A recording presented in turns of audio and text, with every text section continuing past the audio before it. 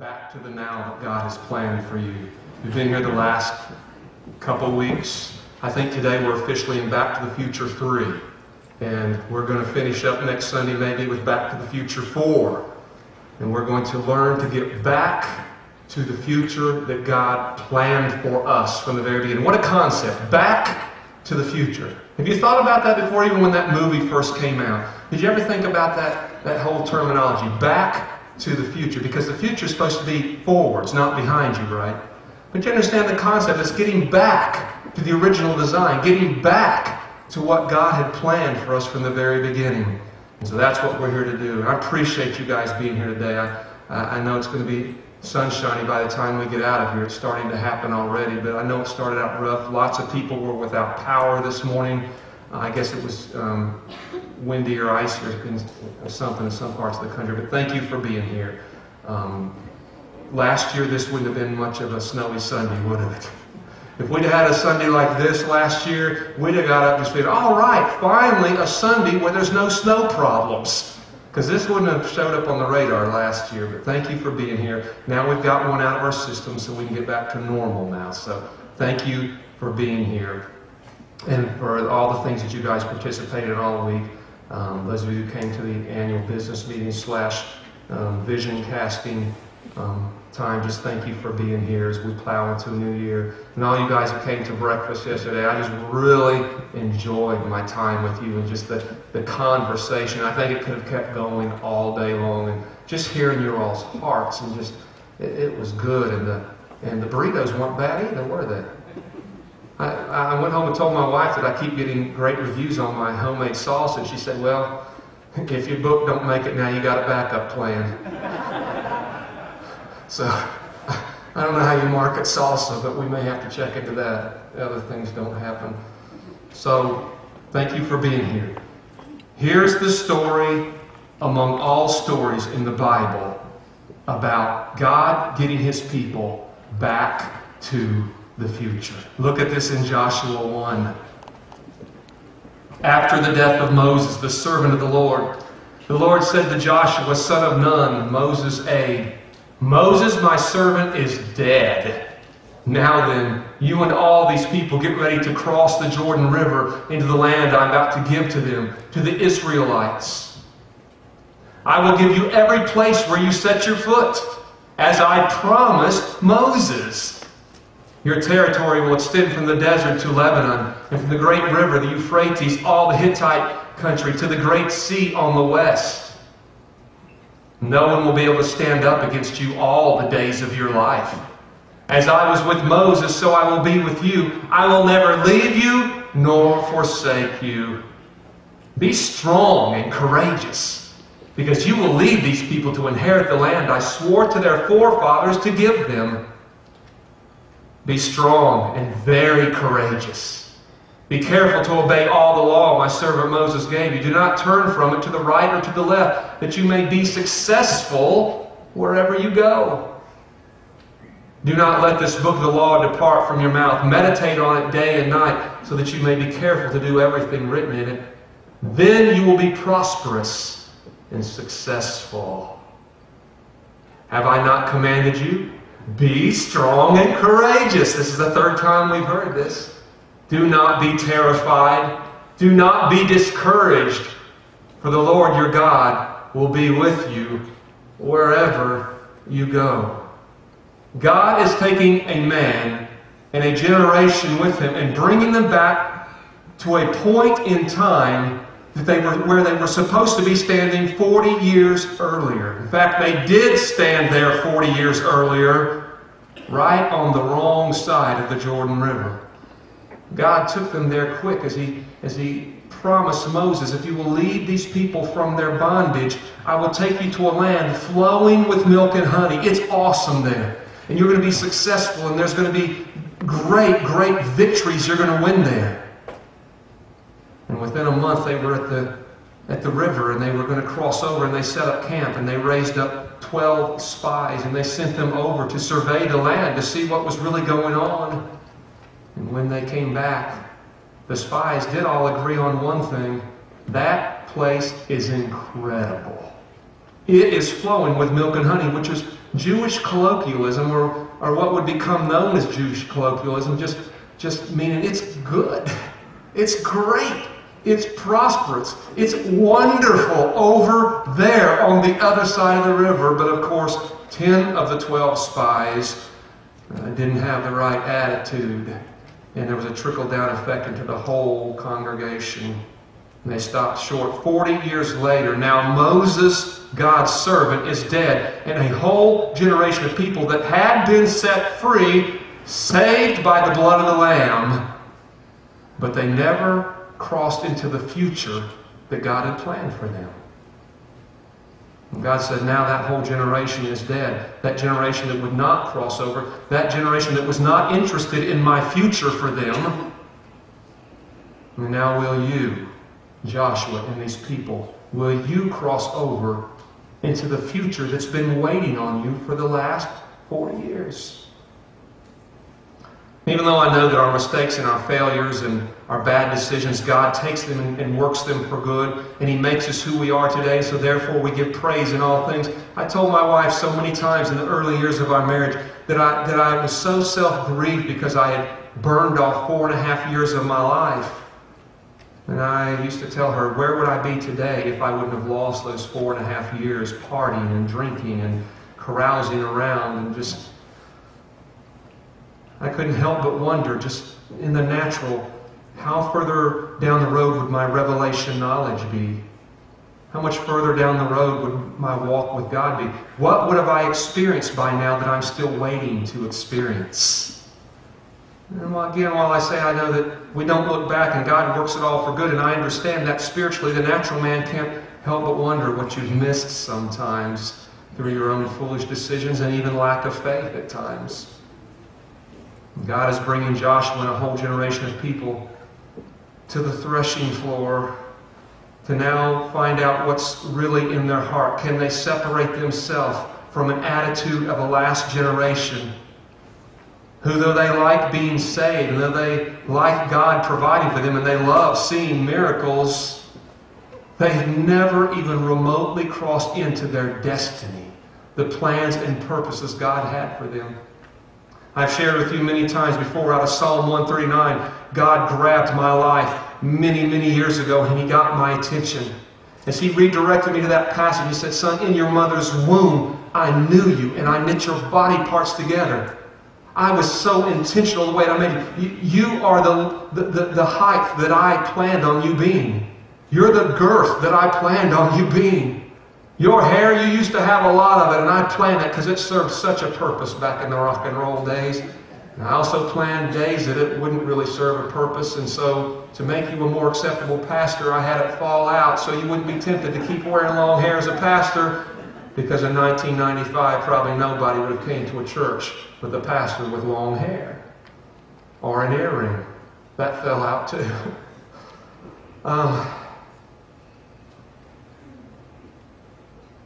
I couldn't help but wonder when God redirected me to that passage, and He said, did you notice here that as intentional as I was about your anatomy, I was intentional about the days, the things I planned for you. Aren't you the slightest bit curious what those days are? And that's what was going on with Moses when God came and said, man, I've got a plan for you guys. I'm going to save you by the blood of the Lamb, the Passover Lamb. I'm going to set you free from Egypt, from Pharaoh. And we're going to take you through a short season of growth here. And we want you to, as quick as possible, step into your destiny. But 40 years later, Moses and a whole generation is just going around in circles. They just keep wandering around the barn. And they're never going place. There's no fresh adventure to their life. There is no fresh accomplishments in their life. They're just running in circles around the desert, revisiting the same old haunts. Go back and read the story of the number of times that they set up camp at this mountain. Then they would pull up camp and they'd wander around. Before long, they're coming back around to the same old mountain. Same old places in the desert. The view just never changes. How many of you guys have ever been in a season in life, past or present, but you can relate to the concept that the view just never seems to change in life? It's the same old, same old. The same old in your marriage, in your family, in your home, on your job, in your struggles, your financial struggles, your emotional struggles, mental struggles, relationship struggles, spiritual struggles, running from God struggles. And the view just never seems to change. It's the same old. The things that was coming out of your mouth 10 years ago is the same stuff coming out of your mouth now. Same complaints, same emptiness. That had to be going on in the Moses generation. God comes to Joshua. His name was actually Yeshua, the same name that our Savior was named. And he said, now will you, Yeshua, will you take these people and cross over into the place that's been waiting on you for 40 years. It was a return to the original plan of God. It was return to their original future. No longer would they just be going to places they'd already been. Now they're going to cross over and go to new places, see new things, have new experiences, new victories, new conquests. Yeah, new battles, but new victories. We learn something from this story. If we can pull back just a little bit, those that have been raised in church many, many years, and they can't help but look through everything through just very, very spiritual eyes, I need you to pull back this morning, and I need you to see more carnally speaking how God made humanity to work. Because we see it so clearly in a Moses and a Joshua, in a Moses generation and a Joshua generation. We see the power of human will, our human attitude in life. We see that whether it was with Moses or with Joshua, God was there the same in both generations. God did not increase His Spirit in the Joshua generation over the Moses generation. His presence was not greater, His anointing was not greater, His power was not there any greater for Joshua than it was for Moses. The only thing that changed in a generation was an attitude, human will, a determination, a different mindset. If you've been around for a while, you know I love drawing back on the creation story. And I love that picture early in creation story where creation was filled with chaos and darkness. It was formless. It was dysfunctional. And there, the Bible says, in the darkness, the Spirit of God was hovering. David said, Lord, if I go to the heavens or if I go to hell, it doesn't matter. Your Spirit's there. Your presence is there. And maybe we've been misled a little bit in church.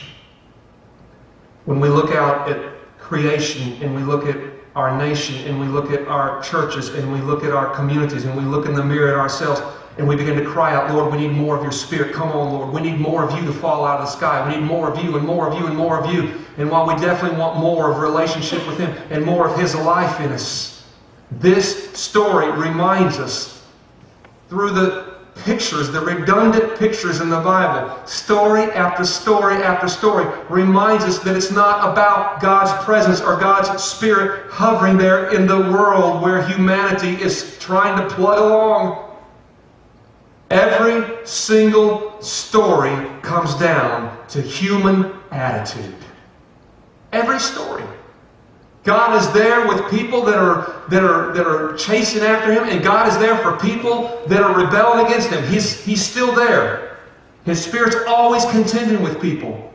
His Spirit's infusing people who appear to have measured up and deserve to be used by God. And there's people, just endless lists of people in the Bible that on no way deserve to be used by God, and yet God used them. God's just always there. God is your biggest cheerleader. God is all ready to infuse your plans and your ponderings and what you're putting your hands to. And as He told Joshua, everywhere you set your foot, that's your land. I'm giving it to you. Nothing ever changes with God. From the very beginning, the earliest pictures of creation, we learn that life hinges not on the presence of God, but on the will and attitude of humanity.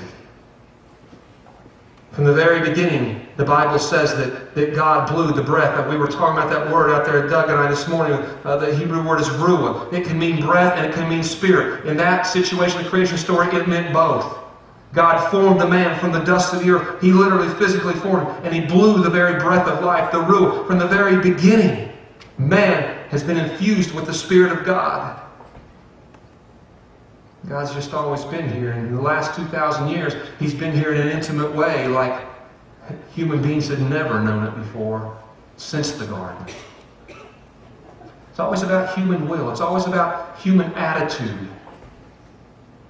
And God says to Joshua, now, I'm not going to be with you any more than I'm going to be with Moses. In fact, He said, as I was with Moses, so I will be with you. No more, no less. I'm with you exactly the same as the people who wandered in the desert and never made it. I'm not increasing myself in your midst. Joshua, I only have one question for you. Will you cross this river? Will you do it? What's your attitude like after 40 years? Well, we knew what Joshua's attitude was like 40 years earlier. Because Joshua was one of the 12 spies that was sent into this land of Canaan to spy it out. And when the 12 spies returned, Joshua gave Moses a report. It's true what we heard. The land is flowing with milk and honey. The other spies chimed in and said, oh yeah, you can hardly carry the fruit. It's so large there. Joshua said, oh, it's great. But the other spies, 10 of the 12, said, but we could never have that. We can never have that life for ourselves. That can never be ours. Moses says, well, why is that? The 10 spies said, because there's giants in the land. They're bigger than us. Why, we're grasshoppers in our own eyes. And we see right there the difference in the attitude of 10 spies and 2 spies named Joshua and Caleb. 10 spies had what we often call here a grasshopper mindset, a grasshopper attitude. It's not that they can't see the future and see how wonderful it could be. That's not it at all. They admitted it's nice over there. It wasn't about that. It was about their attitude. They said, but we could never have this. Joshua, with confusion in the tone of his voice, says, huh? What are you talking about? And he says, absolutely that can be ours. Go back and read the story. It's awesome. You can just hear the tone in Joshua's voice as he is just so shocked and surprised by what they're saying. He says, what are you talking about? Of course we can take the land, he said. Moses, entertaining the grasshopper mindset, goes with the majority. You notice in the Bible that the majority is never right. That's why we're fish that swim against the stream, go against the grain. And a whole generation now takes on the grasshopper mindset. The people are listening to the 10 spies and the grasshopper attitudes, who has very, very, very weak human will. God's there, but the will ain't there. As the people listen to 10 spies, they go, they're right. Can 10 be wrong? What's the chance that 2 are right and 10 is wrong? What's the odds here? I don't know. What's the odds when we look across the earth at the percentage of people that believe in the living God of the Bible compared to those who don't? If we go with the majority rules, then we're in trouble. Joshua, from the very beginning, demonstrated that he had a different attitude than what the 10 spies did. When we look at this story, we see there are 4 primary attitudes that humanity displays on the negative side in the whole Moses generation. When you read the whole story of the Moses generation, we've talked about the grasshopper attitude. That's the attitude that says, we can't do it. I can't do it. Next week we're going to add to this whole attitude thing with looking back at our potential in life and the things that God has given us that we're turning our backs on. This grasshopper attitude is self-blinding. You can't see the gifts of God in your own life. You can't see the abilities, the potential. You can't see the things that God has put in you that makes you more than a conqueror. You can't see it in yourself. When we see that grasshopper mentality, It keeps many people from crossing that river in life. Many people, more than not, though they may be saved by the blood of the Lamb, though they may be set free from Egypt, as it were, and from Pharaoh, they never cross out of that place where they're just always waiting on God's next handout. Always waiting on God to bail them out. It sounds good in principle. I'm waiting on God to deliver me. Okay, so you're Moses. That's what you're telling me. You're part of the Moses generation. You're waiting on something to fall out of the sky. It sounds good, especially when you look at that was the generation that saw all the miracles. I'm telling you that in that context, miracles are vastly overrated in that context. That means you have a grasshopper attitude and you're waiting on God for handouts. You don't know who you are yet. The grasshopper attitude, I can't do this. I can't do this. As a pastor, I hear this all the time from people, but I can't do that. We see that there was an attitude in the Moses generation we would call a flight mentality or a flight attitude. That any time the going got tough, instead of the tough get going, they were saying we should go back to Egypt. It was better in Egypt. How many of you guys noticed that after you gave your heart to Jesus, that you found out that the preacher had been lying to you? Because he told you, man, if you'll just come to the altar and get saved today, your life is going to be so much better. And then you came and you did that, and you noticed that life didn't necessarily get all that much better. Anyone here besides me notice that? On top of my normal human struggles, though God was there working things for good, I also notice that now, on top of everything else, I'm having to contend with spiritual growth. God's got me on the potter's wheel. Oh yeah, there was the honeymoon period there for a few weeks or a few months, and just like, you know, you're levitating everywhere you go, and you're telling everyone how wonderful Jesus is, and you're inviting everyone to church, and then God looks at you, and then one day, for whatever reason, He says, well, time to start growing. Then He puts you on the potter's wheel, and He puts you in the refiner's fire, and He takes you to the threshing floor, and it's like, what's going on here? Does God hate me? Is the devil trying to kill me? Did I curse myself? You know, what's going on here? And if we came out of the wrong slice of the church, there was just a whole lot of stuff. We were spending a whole lot of time rebuking the devil when the devil was a million miles away going, what? What'd I do this time? And it was God trying to grow you up. And you just didn't understand what was going on. Even when the devil was involved, you still didn't understand God's design in that. Flight mentality. I'll never forget, as a young pastor, we couldn't have even been here 2 years, and there were families coming in, and right out of the gate there were unchurched families coming in because we did not look like a church, act like a church, smell like a church. There was nothing about us that seemed very churchy, and people were coming that were very intimidated by church environments, and they felt that this was a safe environment, especially over there. So, well, that's like a big house. I can go there, you know. And of course, we never took them into the house part usually, but that's what they saw, a house. Well, how bad can this be? I'll never forget a gentleman who came in just as life's such a wreck, and just a drinking problem, and just all kinds of problems. And he came in and he gave his life to the Lord, and man, this dude was just like levitating for a few weeks. Just God was so awesome to him, and then growth kicked in. And after a few months of growth, he came to my office one day and he said, I got to talk to you. And I said, what's up? He said, I just want you to know why that I won't be back here anymore. Well, what's wrong? Did I make you mad? No. He said, no, you didn't make me mad. I said, well, who made you mad? Let's talk about it. Well, I don't know if you can fix this. Why? Who made you mad? God made me mad. Well, how'd God make you mad? Well, He made my life too hard. So what are you trying to tell me? He said, I'm going back. He actually said, I'm going back to the world that I had before I came here. He said, because it was easier there than it is here. He told me that. Many other people have done what he did, but didn't tell me that. But that's what was going on. It was easier in Egypt. I know we were in bondage. I know we were slaves to many things. But somehow it was easier not having to think about God, not having to think about the conviction of the Holy Spirit, not having to think about intentional spiritual growth in my life, not getting carved on, not getting pruned. It was easier in Egypt. Flight mentality, flight attitude. We saw the scapegoat attitude in the Moses generation. An attitude that had been produced in humanity's DNA with Adam and passed on. It was the woman you gave me. The woman says, well, it was the snake. It was the serpent. And no one's wanting to take responsibility. No one wants to be held accountable. It's a scapegoat attitude that humanity is battling no less today than in Adam's day. With them, Of course, it's never the people's fault. It's always the leader's fault. It was Moses' fault. And they begin to murmur and complain, and they begin to get very divisive. Even people in Moses' own family became very divisive. They began to split that thing apart. Man, it got so dysfunctional.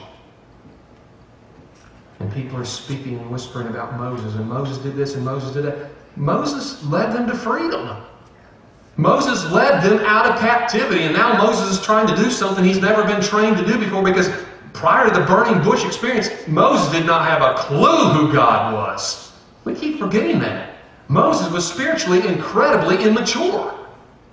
He didn't know the history of God. He didn't know anything about God. That's why God had to show up in a burning bush, because that's what God has to do with people that don't know God. The people that know God don't get burning bush experiences.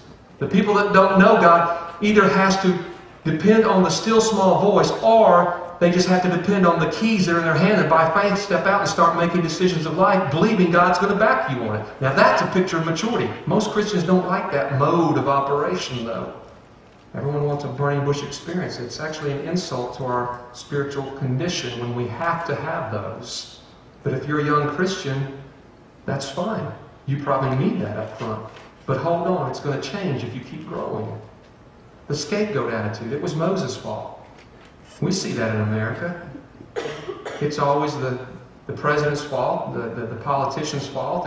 It's our employer's fault. They're nice enough to give us a job. They didn't have to, but they do. But everything is their fault. You know, our life is a mess, and it's their fault. It's always the leader's fault. In school, it was the teachers, and it was the principal, and it's anyone in law enforcement. And because that's what I thought for years when I was living that BC life, and just reckless, and the hot rod days and the cruising days, and the cops were always on me. It's just like, what's wrong with those guys? Could not see that I was the one messed up. They were fine. There was nothing wrong with them. It's that scapegoat thing where we don't want to take responsibility. We see these attitudes in life. The fourth negative attitude that was clearly on display in the Moses generation was the status quo attitude, the one I've been hammering on the last couple weeks.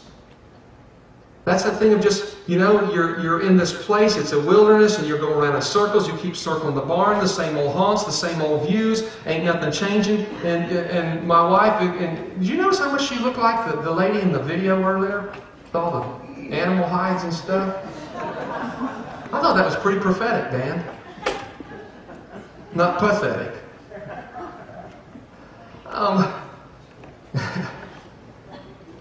Now, where was I? I'll tell you, I spent most of last week getting out of the doghouse. I finally got back in the bedroom, my own bed last night, so it was a rough week. It was rough when I left here last week. And so you guys, I'm glad you guys got to, you know, gain the increase from all that, and you all left happy. Oh, this is an awesome service, and I'm leaving here, man, just like, it's like wishing I had a separate car to drive home. Where was I, Ron? Somebody tell me. So we've got this status quo attitude. Status quo. There's just something, as my wife was saying, that isn't Christ-like to be content with status quo. Status quo, in fact, is very anti-Christ, because anti-Christ means anti-anointing. The anointing of God in our life is for the purpose of advancement, progression, adventure, overcoming, conquering, running the race. Status quo. And my wife, you know, she really hit on a reality, because my wife is very plain spoken. She's not tactful like me. She just says what it is. You know, I'll make sure if I've got to rebuke you, I'll make sure I pump you up good first and tell you how wonderful you are and all that, and then I'll be like Jesus in the letters in Revelation. It's like, but there is one thing I need to talk to you about while you're here. After I get done stroking you, it's like, I want you to make sure you can handle it. My wife, and thank God for me personally, she's never beat around the bush. You know, if I preach a bad sermon, I either get nothing, or she will go ahead and volunteer to give me her 2 cents worth. And it doesn't matter what anyone's told me, because I know that woman's going to tell me the truth. She's always going to tell me the truth. And so she was really right on the money this morning. We're running around these circles of status quo with all this drama and all this junk going on in our life, and we're saying, well, it's them, it's them, it's them, and we'll never be able to break out of this. This is just my lot in life. And just like that is just lie after lie after lie after lie. There's not anything there that even remotely mirrors the life that God has promised for us. God has promised us a life where there is no status quo. It's always, did you notice that there was two primary commands to the Joshua generation? Possess the land and occupy the land. It's what Jesus talked about in John 15. Produce fruit and make sure that it's fruit that keeps abiding on the vine.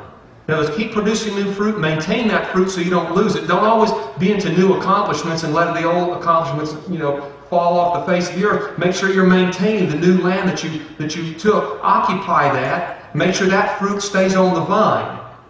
But tomorrow, get up. It's time to step your feet somewhere else. Did you notice the difference between the Joshua generation and the Moses generation when it came to their physical journey? Moses' generation is going like this. Round and round. You notice people had to be getting dizzy. Joshua generation started here at the river, and there's the backside of the borders of Canaan where it is, and they start here, and this is what they're doing the whole journey. They're just heading this way. They come to, first of all, there's Jericho. It's like, okay, a walled fortress. They knock that thing down, and come to find out they sent 2 more spies in there before they did it, and found out that the people had been trembling in their boots for 40 years. See, they saw Israel much different than Israel saw themselves. Israel thought they were grasshoppers, and they said it. They were right. We're grasshoppers in our own eyes. But they weren't grasshoppers in the eyes of the Canaanites.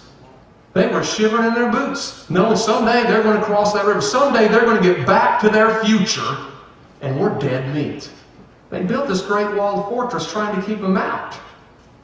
They come to Jericho, and they take Jericho, and they come to a place called Ai, and they had a little bit of a breakdown there, had to learn a new lesson from God there, but then God worked it all for good, and they took Ai, and then they just keep on trying. They're not circling, they're taking the land, and they're not going to stop till they take all the land. That's God's plan for our life. And so we see these 4 primary attitudes every day out there, and if we'll look in the mirror and be honest, in some seasons of life, we're going to see 1 or more of these attitudes in us. A grasshopper attitude that just says, well, I can't do it, I'm too weak, and I don't have enough people helping me, and I'm not rich enough, or I'm not educated enough, or I didn't get the last piece of chicken when I was a kid. There's something going on that we're dragging as baggage through our life. Can't go back to that. We've already spent 2 Sundays on that earlier in the year. We've got to cut that stuff loose because it gives us bad attitudes about life. Attitudes. I'm a grasshopper. We battle that flight attitude, and every time going gets tough, man, we see it in America in the marriages. People don't want to fight for their marriage anymore. They want to run from the marriage. That doesn't mean that some marriages don't need to end, because there's sometimes a marriage does need to end. But we don't fight for our marriages, and we don't fight for our children.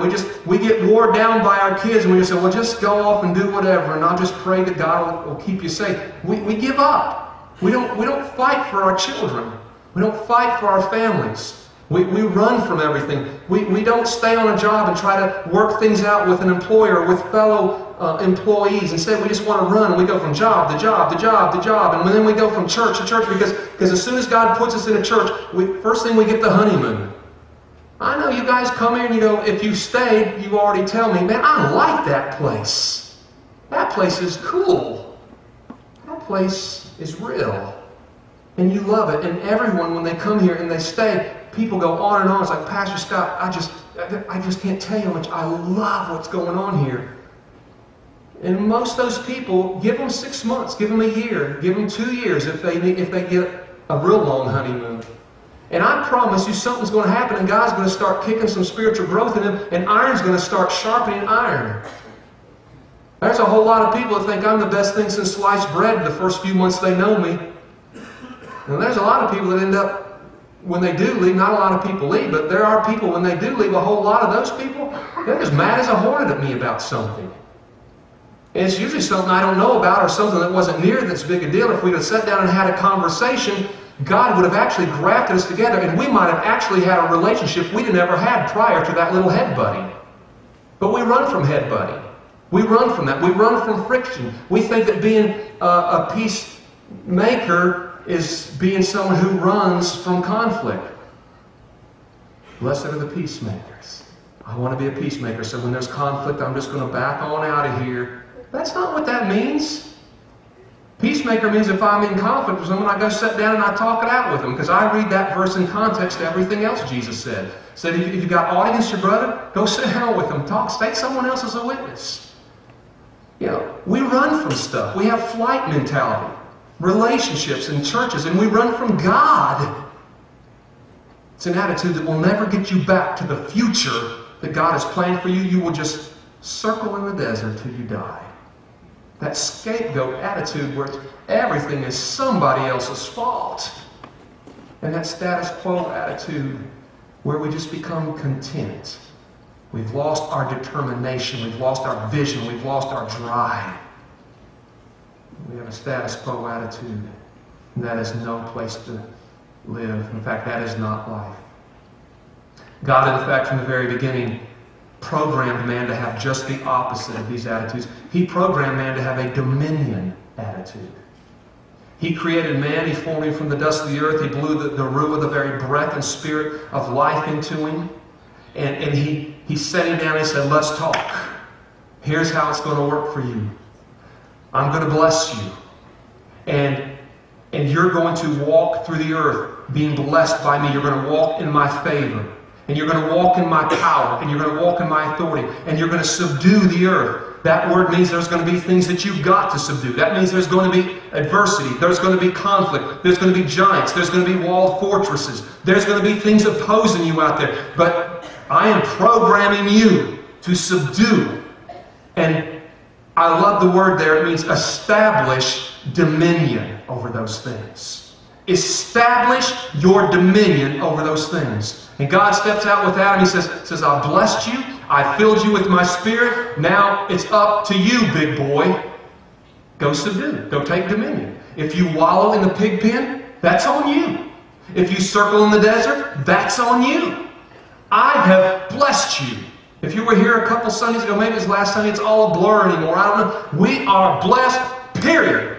I don't pray for blessings. I don't ask you to pray for blessings for me. I don't give altar calls and say, how many want the Lord to bless them today?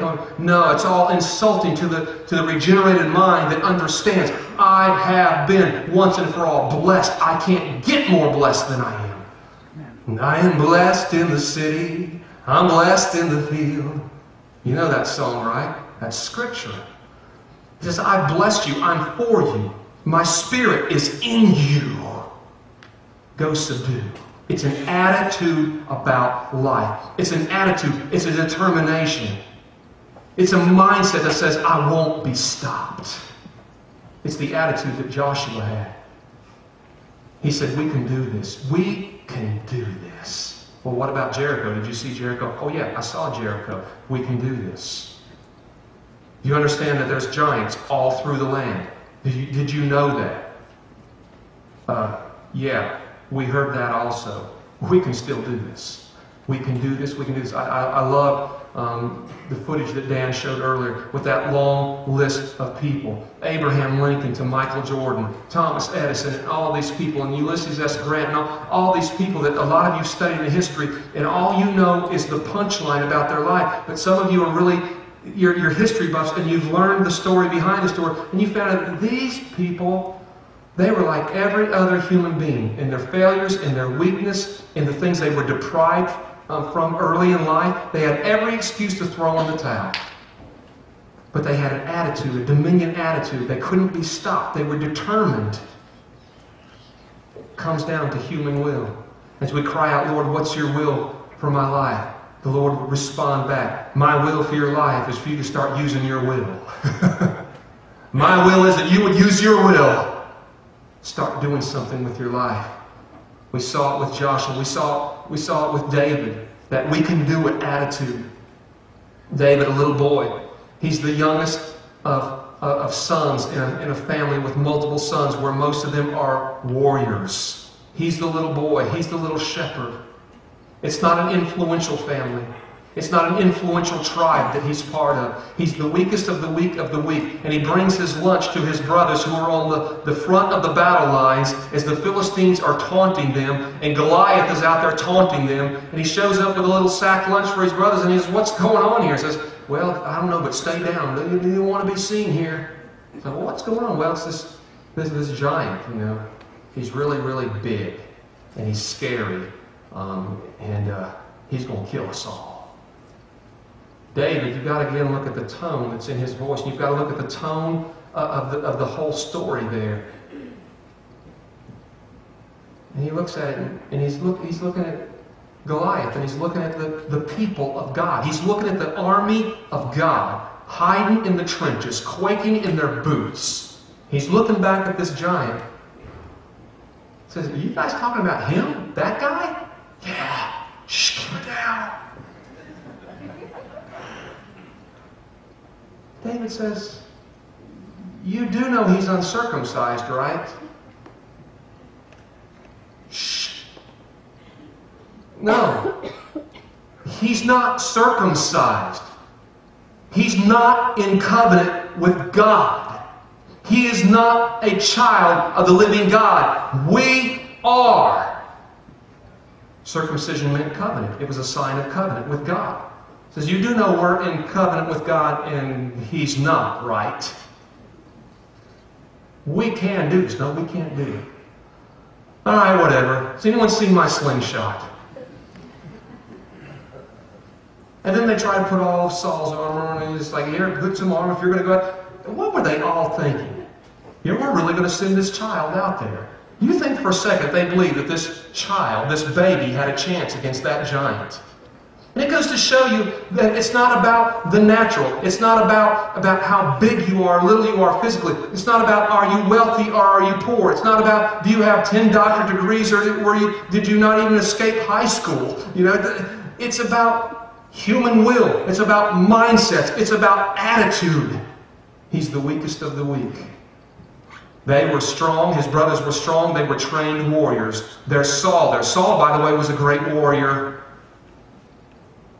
But the strongest one on the field that day was only the strongest because of his attitude, and that was all. Attitude. We can do this. I can do this. We see it with Jacob. Jacob was born, came from the womb as a grabber. He's one part of a set of twins, and his brother Esau comes out first. That ain't good, because the first one out of the womb gets the birthright. It gets the primary piece of the pie when daddy dies. And even as a baby in the womb, this baby has an attitude of never giving up and never say die and never just no. And he's grabbing. And his name originally meant grabber. Joshua, grabber. He came out grabbing for his brother's heel. It's like, you ain't coming out without me. We're going to be one in this thing. And when Esau comes out, here comes the hand hooked to Esau's heel. And out comes Jacob. Jacob comes out, and then they're raised. They become young adults, and he's still grabbing for life. Esau comes home. He's hungry. He's been hunting. He has the birthright. He was the first one out of the womb. Jacob wants it. Jacob desires it. Jacob wants everything God has for him in life. Esau comes home, he's hungry, and Jacob's got a pot of lentil soup, which there's not even any meat in lentil soup. And he's got it on the stove, and Esau comes home and says, oh, that smells good, I'm so hungry. And man, I would kill for a bowl of soup right now. And Jacob's like, well, I'll tell you what I'll do. I'll trade you a bowl of soup for your birthright. Well, sure, who wouldn't do that, right? I mean, pardon my French, but what kind of idiot would do that? Birthright? Who cares about a birthright? And that's what he said. He said, what good is my birthright? I'm about to die here. Now, does anyone here think he was really about to die? See, that's that Esau attitude. You're going through stuff in life, it's just normal human stuff. Paul said, all troubles are common to all people. And you're going through something, and you're like Elijah. Well, I'm the only one. I'm all alone here, and I love God, but nobody else loves God. And God's looking at me going, and he pulls a Donald Trump. He says, you're fired. He replaced him with Elisha. That attitude just doesn't take you any place in life at all. And Esau's like, well, I'm about to die here. He wasn't really about to die, just like you guys are not just about to die either because of your troubles in life. And we get so swamped in our troubles, we give away our birthright. Instead of getting back to the future that God has for us and plowing into those new adventures, we're back here circling in this little place and we're in a fetal position under the bed and we're whining and we're crying. It's like, oh, I'm about to die here. And God's like, what the moon's going on here? I formed you with my own hands and I blew my spirit into you and I blessed you. And I prophesied over you that you would be a man of dominion, a king in the earth. David called us gods with little g because David understood our position in the earth. It's good stuff. Esau could have cared less. Jacob didn't just grab Esau's heel coming out of the womb. Jacob grabbed the birthright that way. That same way. And later on, he wants the blessing of his father, and he goes and he disguises himself. Most of you know the story, and he grabs the blessing of God. He says, this dude will not stop grabbing life. He wants it all. He goes and he has to leave home, and he goes to work for his uncle Laban, and they work out a deal because, man, he has met this girl, and he has just fallen for her. And the Bible says that he looked at Leah, the one sister, and he looked at Rachel, and he said, Leah, yeah, she's got delicate eyes, whatever that means. He said, but Rachel is lovely in form. Come on now. You know what we usually sing at this point in the story, right? She's a brick house. Rachel's stacked, and that's a fact. Ain't holding nothing back.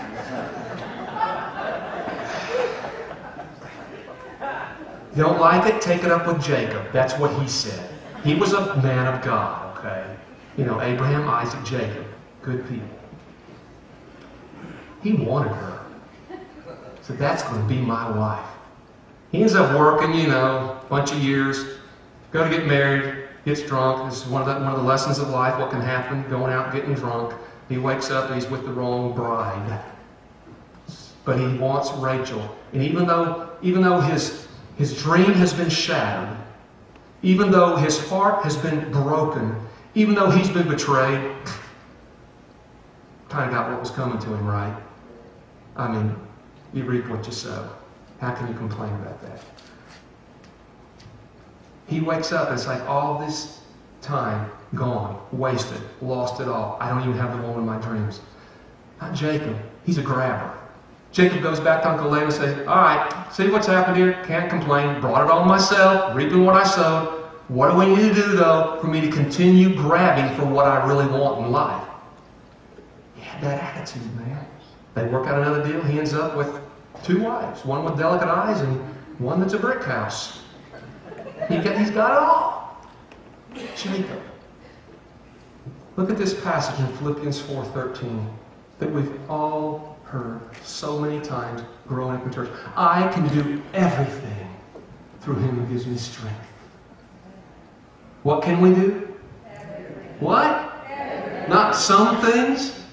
Not occasionally? I can do all. How many's been back to the train gang room? Had kids in train gang? That's the theme of that room back there. I always loved that little book, the little engine that thought he could. I think I can. And we always go, well, I think I can. Because we read that into it, because we read through the filter of our own nature. Well, I think I can. He's like, no, I think I can. We didn't punctuate that right. Well, I don't know who can. I think I can. We didn't punctuate the lines of that book right. I think I can. When the new rendition of this book came out, if you haven't been around here for a while and heard the story, we were at Target. We were building the new facility here, and we were thinking about concepts for the kids' rooms. We just knew it's Cornerstone. We're going to go all out for the kids, and we've got so much talent here and the artists, and then we're going to put it to use. And we're thinking of themes. And we were in Target one day, and I saw the new version of this, the little engine who could, and the artwork was just like, it just grabbed me and pulled me. And I picked that book up. It's like the child in me just began to respond. He went, oh, Scotty likey. This is so nice. And I bought the book. It's still back there.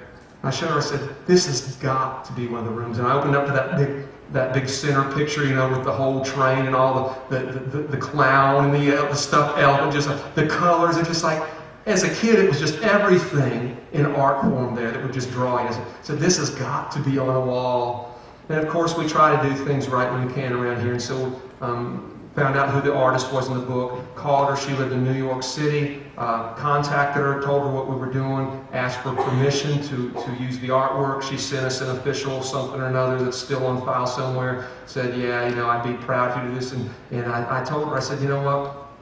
And to me, I hear this passage in Philippians when I read this book. I can do all things through Christ who strengthens me. And she said, a lot of people don't know this. She said that book was written by a Sunday school teacher, and she wrote the book off of that verse. I can do all things through Christ. And she wanted to get that message to kids, so she came up with that storyline to do it. Well, I didn't know that. I thought, well, how cool is that? Great minds think alike. See, if you ain't great yourself, just make sure you're keeping great company. Okay? People will misunderstand you to be great, and I don't have a problem with that personally.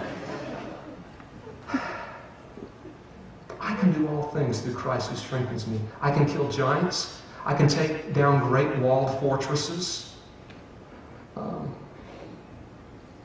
I can keep all enemies under my feet, put them under my feet, keep them under my feet. I can subdue things. I can possess new lands. I can occupy those lands and not lose them. I can do all things. I can overcome addiction. I love the spirit and the attitude. I've seen so many of you here that has been diagnosed with dreaded diseases, and I've watched as people even in the secular arena, doctors and psychiatrists say, people who have this kind of attitude, when diagnosed with this, they don't live very long, and people with this kind of attitude, it's amazing how long they live and how often they overcome this. It's all about attitude. Even in the secular arena, people can see that. And I've watched as some of you guys, especially in the year 2011, was diagnosed with horrendous things that would indicate that today you would not be here with us. And I watched attitudes, an attitude of dominion and power, a subduing attitude, a determined attitude saying, I will not lay down on this thing. I will fight this thing. I will find the faith to stand through this thing. And I've watched the last few weeks as person after person has come to me with a clean bill of health that should not even be alive today. Your attitude even determines your health. That doesn't mean that good people don't die of terrible diseases. It happens every day. Understand within context what I'm trying to say to you today. It matters. It makes a difference, our attitude in life. Bad marriages have no more conflict than good marriages. The only thing that separates marriages is attitudes. I will fight for this. I will not give up on this. We're going to work through this. We're going to plow through this. We're going to make this thing happen. You show me a person that's been married 50 years, and they're still together, and show me a person that's been married 5 years, and set them down and have a conversation, they're going to talk about the same things. Same adversities, same conflicts, same challenges. Just because someone seems to be happily married does not mean that that was a problem-free marriage. It means there was an attitude there. I never give up. Never say die. We can do this. It's all about the power of human will fused with the power of God. The power of a human attitude fused with the very presence and anointing of God. It's the attitude that Jesus hoped we'd have when he told Peter, I'm giving you the keys to the kingdom of God, the kingdom of heaven. Whatever you bind, whatever you loose. That word means to permit or not permit. If we take it down and streamline a little more, it literally means to do it or not do it. I know in the old days we had demons fused with all that and theology and everything. I give you the keys to heaven, whatever you bind, whatever you loose. And so even in our prayer life, we were saying, using those words, I bind you or I loose you. And I don't have a problem with that. There's some situations that might be exactly what the doctor ordered. Just telling you that's not what Jesus was talking about. He said, I give you the keys to the kingdom of heaven. You know that I gave to the first Adam before I had to take them back. The keys to creation, the keys to earth, the keys to life. Everything's going to be under your feet. Everything that's under my feet is going to be under your feet. How many can tell me what the last enemy was put under Jesus' feet? Huh? Death. You know what that tells me about you or a future generation of yous? It's good stuff if we can hear it, see it, and believe it.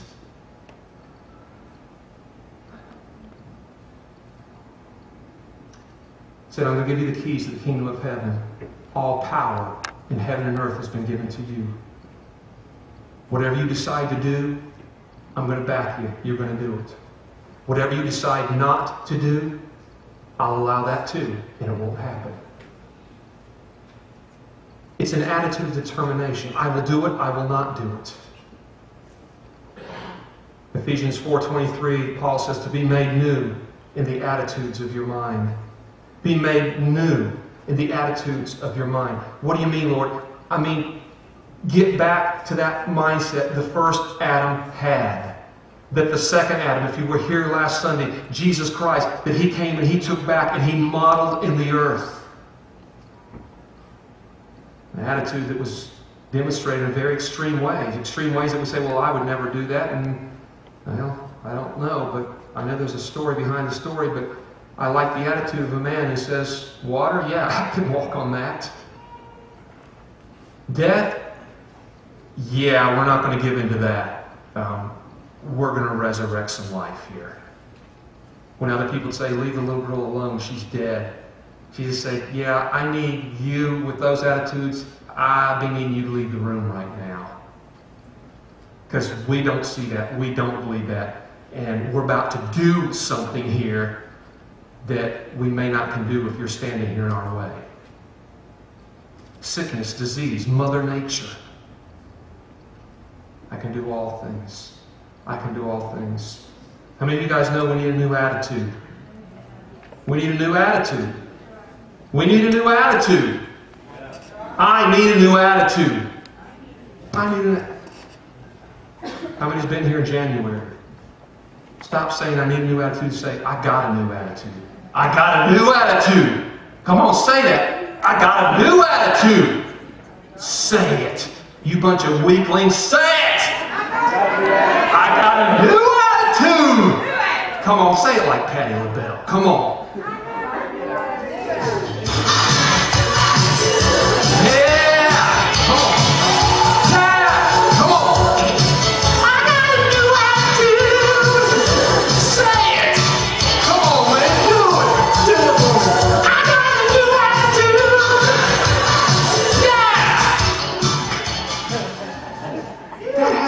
Proclamation.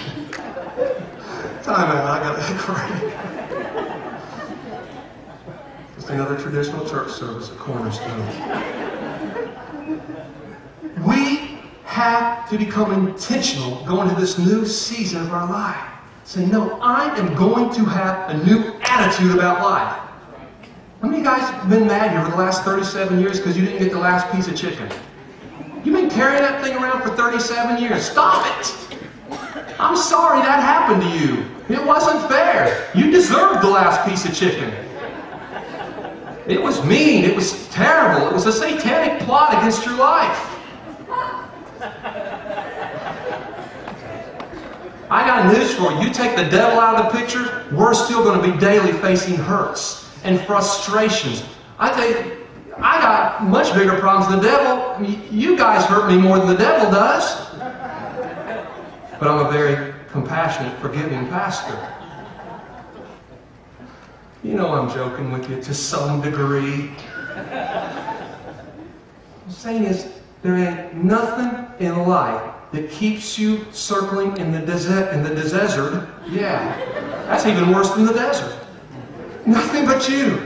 Patty got me all messed up now, Michael. I hear that song and I just fall apart.